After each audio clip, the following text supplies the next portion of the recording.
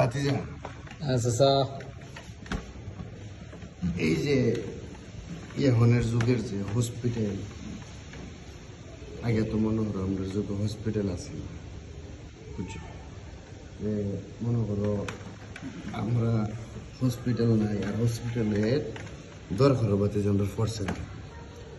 এখনের যে যুগ রে বাবা, মনে করো যে ঘরের যে বেড টেনের কথা কইতাম, মনে করো যে কোনো একটা সমস্যা লই হইবাতে যা বাইরে হসপিটাল যাওয়া লাগবো, সিলেট যাওয়া লাগবো, ঢাকা যাওয়া লাগবে।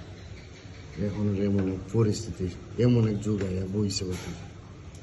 আমরার যুগের যে বাবারে বেড টেন আছে, আইসব্য মাস কিতা কইতাম বাতি যা মনে হরো আমরা মনে হরো বন্ধ হয়ে গেছি, ঘাস খাতাম, আয়া দিয়ে বেড টেন বাচ্চু হয়ে গেছে।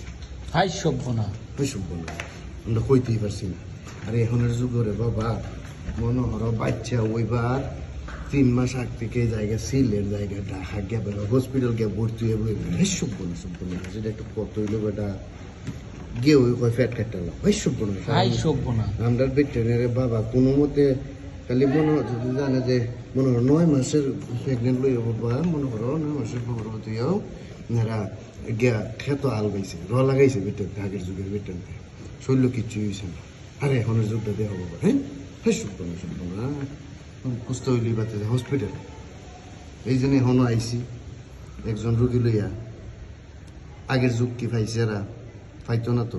আগের বেডটাতে বাচ্চা কেমন হয়েছে নিজেও কইতেছেন, আমরা বেটা বাইরে গেছি এখন বাড়িতে এখনই বেডির বাচ্চা হয়েছে, বাচ্চা হইয়া আবার দেখা যাচ্ছে বাতিজা ওই 1 ঘন্টা পরে বেডি আবার গিয়া খেতো হাল বাতলাম গেছে।